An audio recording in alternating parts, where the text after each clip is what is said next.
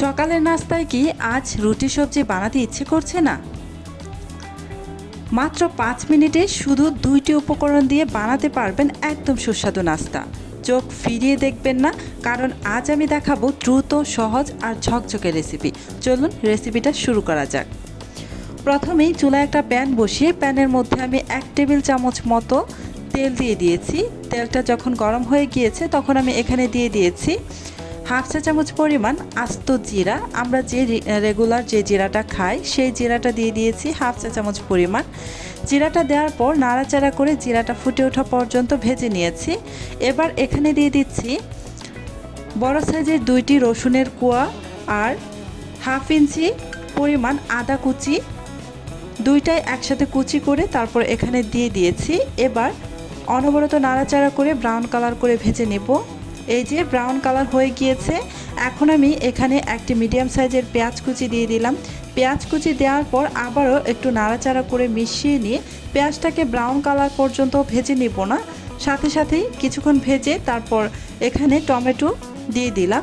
এখানে বড় সাইজের 2টি পাকা টমেটো ছোট ছোট কিউব করে কেটে তারপর দিয়ে দিয়েছি।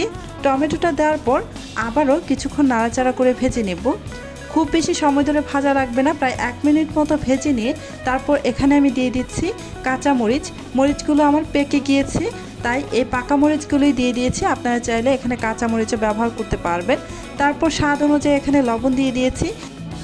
লবণের পরিমাণটা কিন্তু এখানে খুব বেশি দেওয়া যাবে না, সামান্য একটু লবণ দিয়ে দিতে হবে। আবারও কিছুক্ষণ নাড়াচাড়া করে ভেজে নিয়ে যখন টমেটোটা সিদ্ধ হয়ে গিয়েছে কিন্তু গলে যায়নি, এই অবস্থায় এসে এখানে ধনিয়া পাতা কুচি দিয়ে দিয়েছি প্রায় 2 টেবিল চামচ মতো। ধনিয়া পাতাটা দেওয়ার পর আবার একটু নাড়াচাড়া করে আরও 1 মিনিটের মতো আমি ভেজে নিচ্ছি।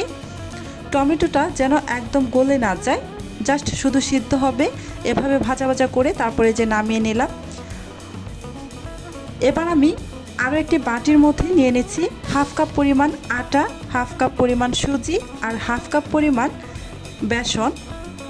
দিয়ে দিচ্ছি স্বাদ অনুযায়ী লবণ, 1 চা চামচ পরিমাণ মরিচের গুঁড়া, সামান্য একটু হলুদের গুঁড়া দিয়ে দিলাম আর 1 চা চামচের মতো ধনিয়ার গুঁড়া দিয়ে নাড়াচাড়া করে শুকনো উপকরণগুলো মিশিয়ে নিচ্ছি।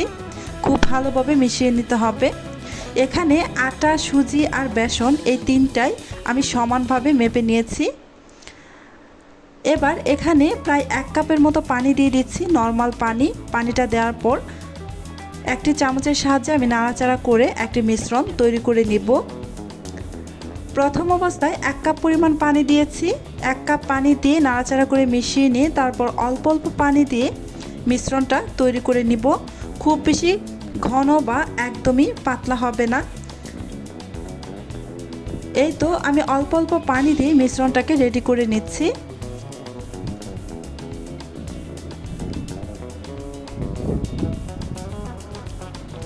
এই তো মিশ্রণটা আমার রেডি হয়ে গিয়েছে। এবার আমি এখানে দিয়ে দিচ্ছি আমি যে সবজিটা ভাজি করে রেখেছিলাম সেই সবজিটা।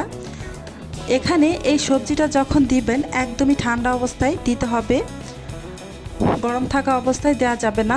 আমি একদম ঠান্ডা করে তারপর এখানে দিয়ে দিচ্ছি। সবজিটা দেওয়ার পর খুব ভালোভাবে নেড়ে মিশিয়ে নিতে হবে।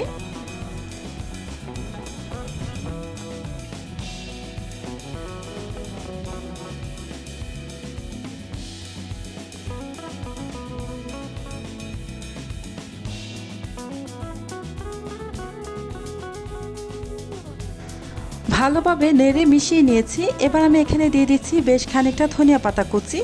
ধনিয়া পাতার পরিমাণটা আমি এখানে বলছি না, আপনারা আপনাদের ইচ্ছে মতো এখানে ব্যবহার করতে পারেন, কম বা বাড়িয়ে। এই তো ধনিয়া পাতা দেওয়ার পর নাড়াচাড়া করে আবারও ভালোভাবে মিশিয়ে নিলাম।